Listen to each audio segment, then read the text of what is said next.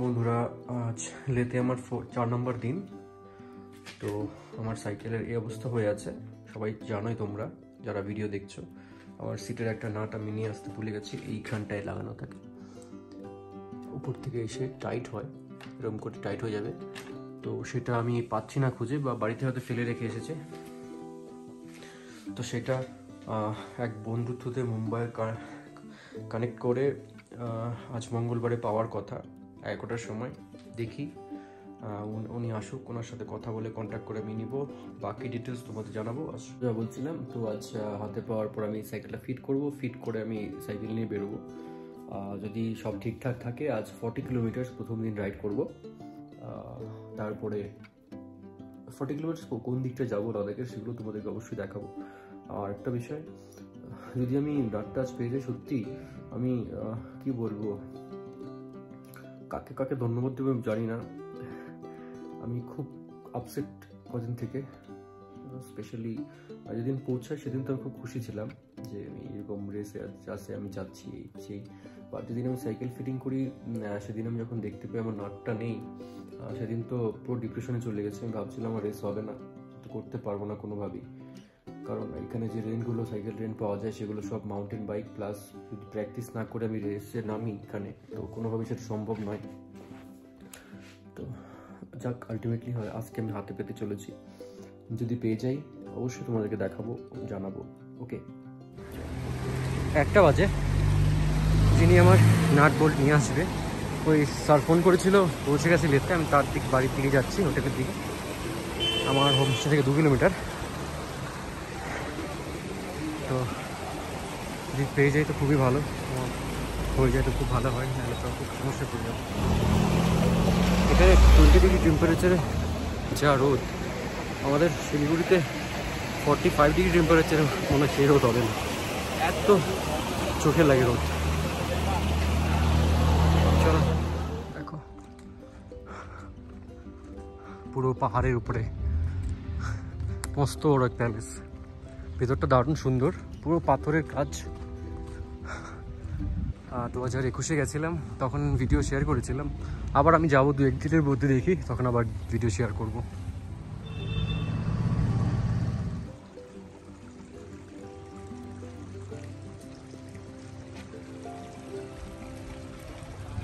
তো ফ্রেন্ডস, আমার nut bolt collect, তো বন্ধুরা নাট বোল্ট কালেক্ট করার জন্য যে হোটেলের নাম্বার দিয়েছিল স্যার, আমার বাড়ি থেকে দেখো 2.5 কিলোমিটারের মতো দূর।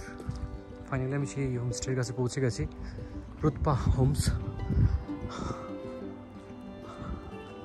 তো ফাইনালি কালেক্ট করি, তারপর তোমাদের আমি সব দেখাচ্ছি। ওকে, আমি খুব এক্সাইটেড প্লাস কনফিউজ, দুটোই আছি। তো ফাইনালি আমি পৌঁছে গেছি হোমস্টে গেট।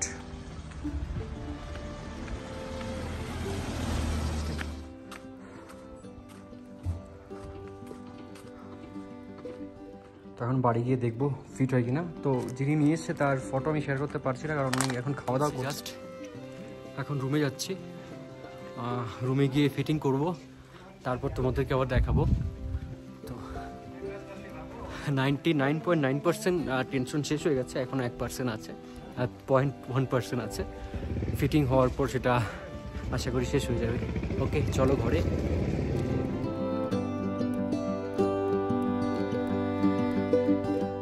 ফাইনালি আমি আমার বোল্ট পেয়ে গেছি। বোল্ট পেতে সবথেকে বেশি হেল্প করেছে আমাকে পুরো খিলাড়ি, যে আমাদের এই গ্রেট হিমালয়ান আল্ট্রা রেসের একজন পার্টিসিপেন্ট, 900 কিলোমিটারের, বাড়ি মুম্বাইতে, খুব ভালো বন্ধু আমার। সে নাম্বার দিয়েছিল ইন্দ্রজিৎ স্যারের, মুম্বাইয়ের ভালো টেকনিশিয়ান, বেস্ট টেকনিশিয়ান, তার নাম্বার দিয়েছিল। তার সাথে কন্ট্যাক্ট করি, পরশুদিন কন্ট্যাক্ট করেছি, মানে সানডে কন্ট্যাক্ট করেছি।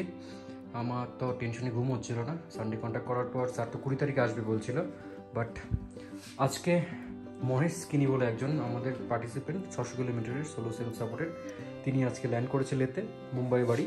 তো তার হাতে ইন্দ্রজিৎ স্যার সেটা পাঠিয়ে দিয়েছে এবং আমি পেয়ে গেছি, ফাইনালি ফিটিং করতে পেরেছি। তো দেখো ফিটিং হয়ে গেছে, thank you so much. Thank you Puru, thank you Mahesh sir এবং থ্যাংক ইউ ইন্দ্রজিৎ স্যার, যিনি সব থেকে বেশি হেল্প করেছেন ইন্দ্রজিৎ স্যার মুম্বাইয়ের। Thank you so much and thank God. হ্যাঁ, এবং সবাইকে থ্যাংক ইউ যারা আমার জন্য প্রে করেছো।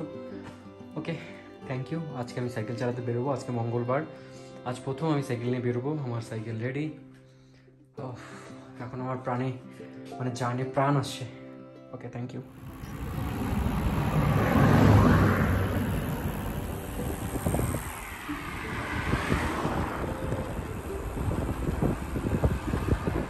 ফাইনালি আজ মঙ্গলবার আমি সাইকেল নিয়ে বেরোতে পেরেছি। আজ বেশি সাইক্লিং করতে পারবো না, কারণ সকালবেলায় 5-7 কিলোমিটার হাঁটা হয়ে গেছে। এই নাট বোল্ট আনার জন্য আমাকে 7 কিলোমিটার 5 কিলোমিটার মতো হাঁটতে হয়েছে এবং সেটা অনেক উঁচুতে উঠতে হয়েছিল হেঁটে। তো যার জন্য পা একটু টায়ার্ড আছে, যার ফলে আজকে জাস্ট প্রথম দিন বলে প্রথম দিন সাইকেলটা ঠিক করার আনন্দে আমি আজকে শুধু 20 থেকে 22 কিলোমিটার সাইক্লিং করে বাড়ি চলে আসবো এবং চেষ্টা করব কালকে অনেকটা বেশি করার। এবং আজ প্রথম দিন তো এই হাই অল্টিটিউডে একটু প্রবলেম হচ্ছিল, কারণ তার মধ্যে বিভৎস গরম মানে রোদের এত তাপ না, যেটা কি বলবো। আমাদের এখানে রোদে এত তাপ নেই অ্যাকচুয়ালি, এখানে অনেক পরিষ্কার আকাশ আর খুব উঁচুতে হওয়ার জন্য তাপটা হয়তো বেশি। তো সুন্দর দেখো, একদম পা থেকে মাথা পর্যন্ত সব ঢাকা আছে। এই গরমের মধ্যে যদি আমি মুখে মাস্কটা না লাগাই তাহলে ঠান্ডা লেগে যাবে। আর প্রচণ্ড ধুলাবালিও আছে, বোঝা যায় না কিন্তু আছে। তো যার ফলে আমি চলছি আমার মতো এগিয়ে। এখানে ডাউন হিল যেরকম থাকে, আফিলও প্রচুর আছে।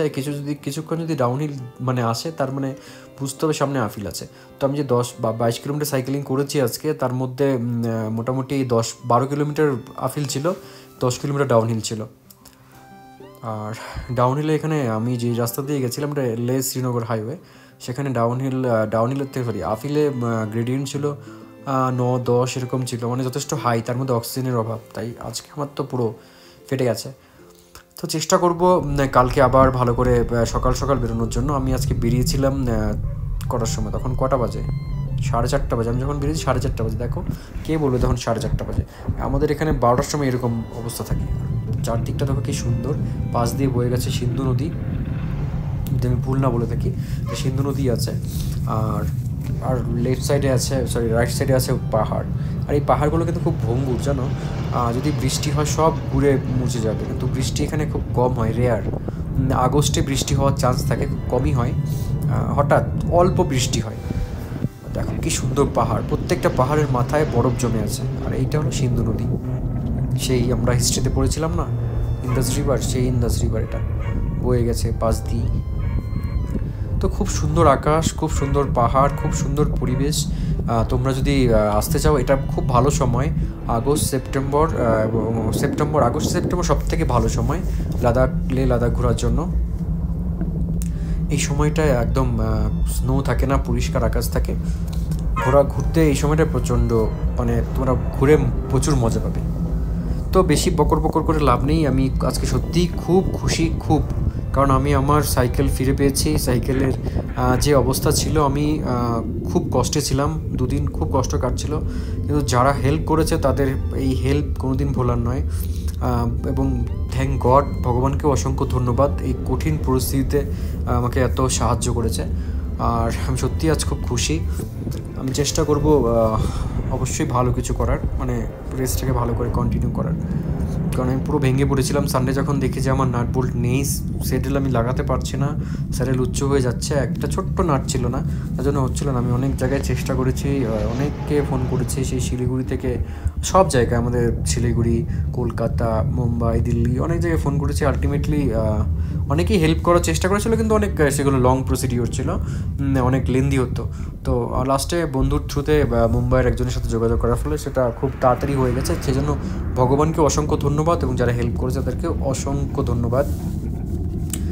তো ঠিক আছে, কালকে আমি আবার অন্য রাস্তায় যাব। কালকে ভাবছি আমি লে মার্কেট হয়ে, লে মেন গেটটা হয়ে উপসি না ঠিকসে ওই দিকটায় যাবো। ঠিকসে মানে আমাদের যেখানে টার্নিং পয়েন্ট আছে রেসের, সেদিকটায় যাব, তারপরে ঘুরে চলে আসবো। ওকে, যদি ভিডিওটি ভালো লাগে অবশ্যই লাইক কমেন্ট করে জানিও। আর অবশ্যই খুব ভালো থেকো, সুস্থ থেকো, সময় পেলে সাইকেলিং অবশ্যই করো। আমি এখান থেকে বাড়ি যাব, বাড়ি গিয়ে ফ্রেশ হয়ে খাওয়া দাওয়া করে রেস্ট করে একটু লে মার্কেটে যাব রাতের বেলায়, কারণ রাতের বেলায় এখন লে মার্কেটটা দেখা হয়নি, তোমাদেরকে দেখাবো বলেছিলাম। অল্প আমার বাড়ি থেকে মানে যেখানে আমি আছি সেখান থেকে লে মার্কেট 800 কিলোমিটার বলে ফেলছিলাম, 800 মিটারের মতো। তো সেখানটায় যাব, গিয়ে একটু ঘুরে ফিরে আসবো, কারণ 15ই আগস্ট সামনে, 15ই আগস্ট আছে, অনেক রকম অনুষ্ঠান এই সময়টা লে মার্কেটে হচ্ছে। তো বাড়ি ফিরে এসেছি, বাড়ি ফিরে সন্ধ্যাবেলায় বেরিয়ে পড়েছি, একটু লে মার্কেট থেকে ঘুরে আছি। তো বন্ধুরা, যদি ভিডিওটি দেখে থাকো অবশ্যই কমেন্ট করে জানিও। তোমাদের সকলকে অসংখ্য ধন্যবাদ, তোমরা আমার জন্য অনেক প্রে করেছো, আমি জানি অনেকেই আমাকে প্রে করেছে, কমেন্ট করেছে, অসংখ্য ধন্যবাদ। আর সবাইকে ধন্যবাদ যারা ভিডিও দেখছো, পাশে আছো। ভালো থেকো, সুস্থ থেকো, অবশ্যই দেখা হবে কালকে আবার।